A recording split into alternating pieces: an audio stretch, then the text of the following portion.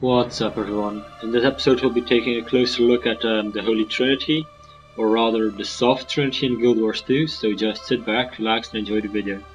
Also, please don't forget to rate the video, comment the video, and subscribe for more videos like these in the future. Thanks.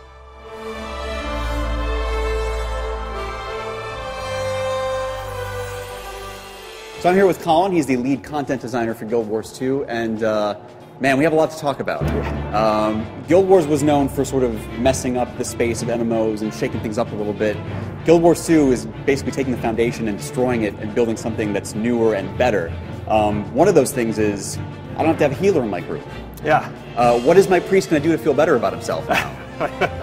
Well, what we've tried to do with that is every profession in the game can kind of fill the roles that they need to fill based on what the party needs at any given time. So we're getting rid of that moment where you've got you and your three buddies and you're hanging out and there's this thing you really want to do and no one wants to play the priest and you're trying to find somebody to play the priest and you spend 40 minutes sitting around typing, looking for group, need a priest. We don't think that's fun. I don't know a lot of people who enjoy doing that. And It's so one of my favorite parts of the game. Yeah. LF tank, please. So we want to get rid of that, and what we've done is we've given each class the ability to play a lot of different roles, and you can hot swap those roles while you're in combat. A Necromancer is a great support character, but you can swap weapon sets, and you can swap roles in the middle of combat, and you can actually go up and tank, and then you can pull back out again, and you can start doing DPS. Each one of the professions has the abilities to do this to a certain degree, so they can fill the roles that their party needs, and you can play the profession that you want to play, and then you change your roles based on what your party needs as you're in the battle. Another thing is all players can res in our game. Every single character in the game can run up, kneel down, and give downed players back health to pop them back up to life. And you get rewarded for doing so, so players are encouraged to help one another. So if you run into people and you're fighting around them and you go down, other people can run up and res you, and you create these kind of ad hoc groups that form where people become friends and they end up helping each other because they're incentivized to do so, and because the game rewards you for doing it. So those are some of the core things that are just designed across the game to support that social aspect.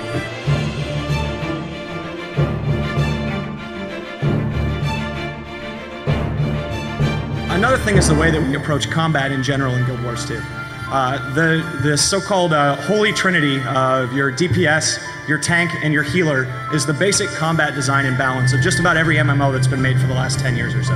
And we took a look at that and we said, hey, it works in some areas, but there are some certain areas where it completely fails. And one of the problems with that is, and I'm sure many of you who played MMOs have experienced this, you've got 7 people in your group and you need one more person and you need a healer. You're like, man, we need that healer to finish this party off. Excuse me, I'm losing my voice here. And everybody's looking around and you got one buddy online and he's like, God, I hate playing a healer. I don't want to play a healer. I got my warrior, I want to use my warrior. Like, no, dude, you got to do the healer if we're going to do this. There's nothing fun about that. You should be able to make the character that you want to make, you should be able to play the game that you want to play, and you should be able to play together without having people stuck in specific roles. We've all had moments where we've sat around for 40 minutes or an hour waiting to form a group so we can actually play something. We call that waiting to have fun at ArenaNet. We would rather you be having fun. So we've designed our combat systems so that there is no dedicated healers in Guild Wars 2.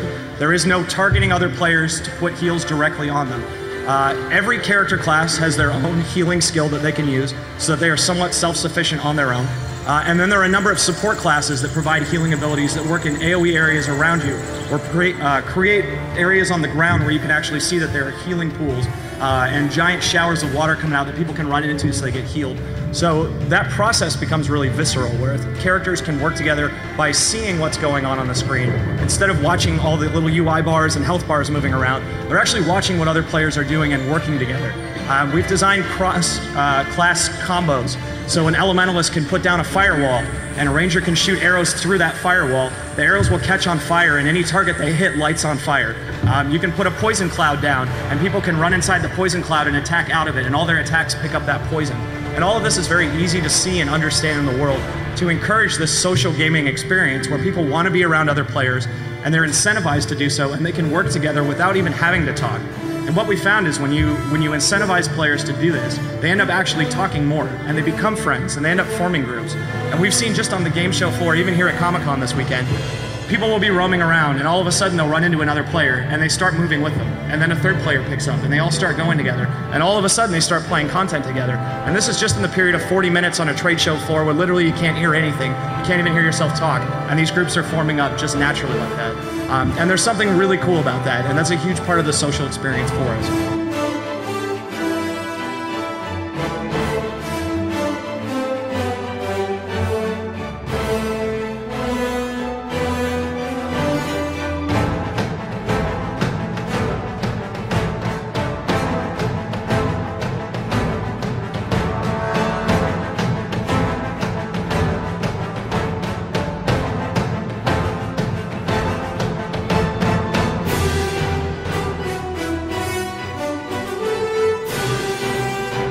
We also saw a little bit of class variety this morning. Hunters, for example, warriors will be able to use hunter-style bows, and there is no dedicated rezzing and healing class. Yes. So that was another thing. We didn't want players to have to wait around for a particular profession. We didn't want players to have to play a profession that they maybe didn't want to play because, the group of players I play with, none of them wants to play a healer, and so I guess I better play a healer. We didn't want you to have to play with that player you maybe really don't like playing with, but he's the only warrior so you kind of put up with him, that sort of thing. And so what we've done is made all of our professions very versatile. So you mentioned a warrior before. A warrior with a bow in many games is you use a bow for pulling or things like that. You can't really deal good range damage as a warrior. In Guild Wars 2, that's not the case. A warrior with a bow can deal really good range damage. Then they have multiple weapon sets. They can switch that up, and so they can switch to dual axes and become a melee damage dealer. You could also equip, maybe a mace and a shield and become more of a resistant damage absorbing character.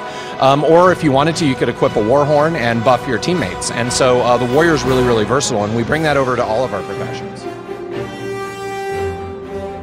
I talked a little bit about removing the Holy Trinity from the game, and one of the things that we've done to help support that is characters, just about all the professions in the game, can swap weapon sets when they're in combat. So for example, a warrior can be using 2 axes, and in the middle of combat, they can swap to a longbow, and there's suddenly a character who's able to be really capable at range. And what happens is, instead of characters being locked into a specific role, you're able to actually change roles in combat and change the function that you have based on what the things you're fighting against are doing. So combat becomes very reactive. It becomes very almost instinctual, where something happens and then you're reacting to it and you're changing your gameplay style, instead of a traditional MMO where you have one gameplay style and that is the only thing you can do. You are a warrior, this is what you do, you tank. Instead, you can be up there and you can be fighting in the front lines. You roll out of there, your buddy jumps up front and they start taking things in, and everybody's moving back and forth and dynamically working together to take advantage of the fact that you're not stuck in one specific role. It also allows you to make the choice when you create a character. You don't have to ask yourself, do I want to be a healer? Do I want to be a DPS? Do I want to be a tank? You can ask yourself, do I want to be a warrior? Do I want to be a ranger? What is the trope that I want to fill? What character do I really love? And then when you play that character, you can actually play that character however you want. You can go and you can be a tank for a while, and then you can swap over and you can start playing at range. You can play the way that you feel like playing, using the class that you really love, rather than having the class that you really love be hamstrung into one very specific category, and that's all it can do. So from a high-level design perspective, that's some of the stuff that we're doing with combat and with the basic game mechanics to support social activities in the game.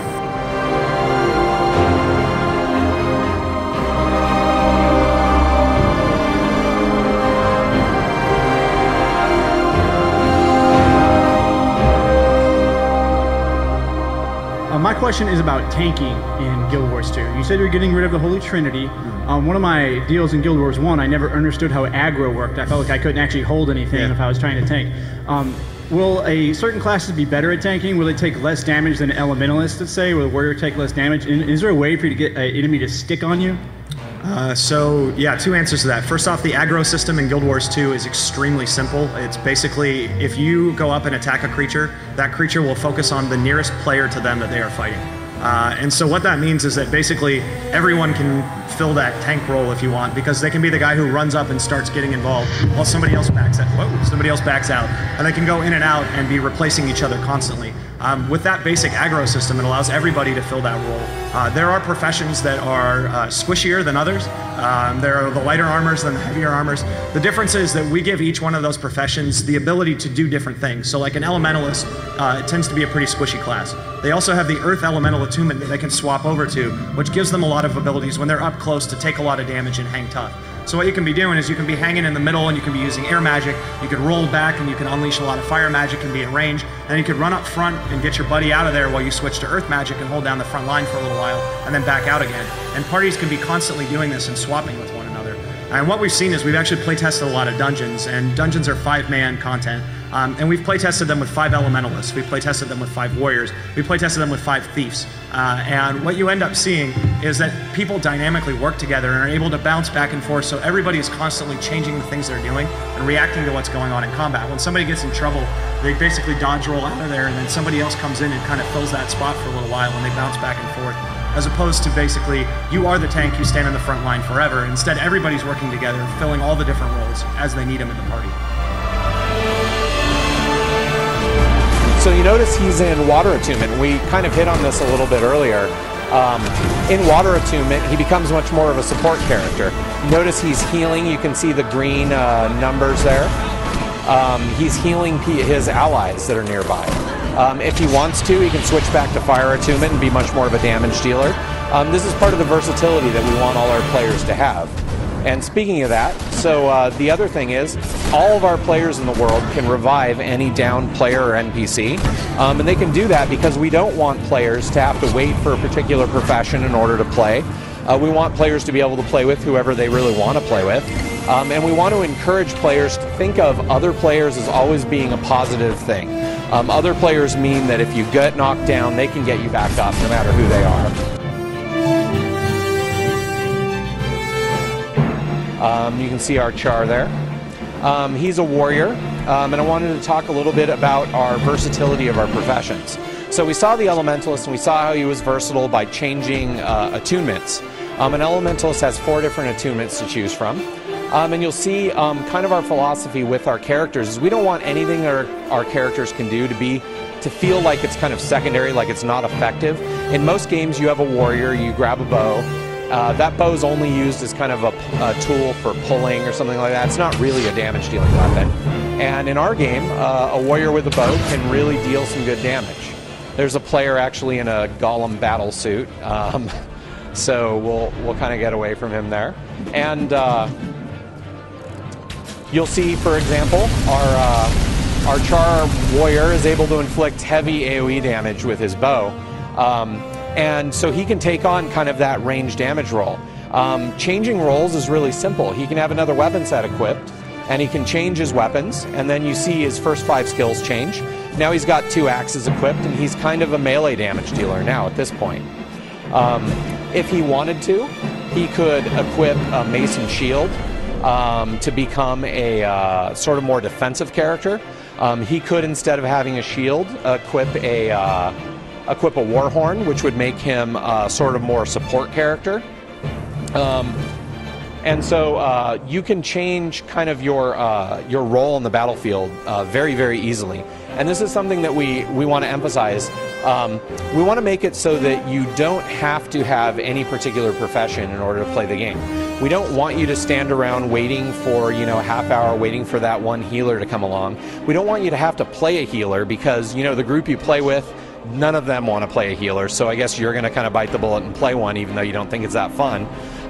We don't want you to have to play with that kind of guy who you really don't want to play with, except for he's a healer and he's kind of always around and you kind of need a healer, so you're willing to kind of play with him. We don't want you to have to do that. We want you to be able to play with whoever you want to play with. Play with your friends, play with the people that you enjoy playing with. That's sort of our philosophy.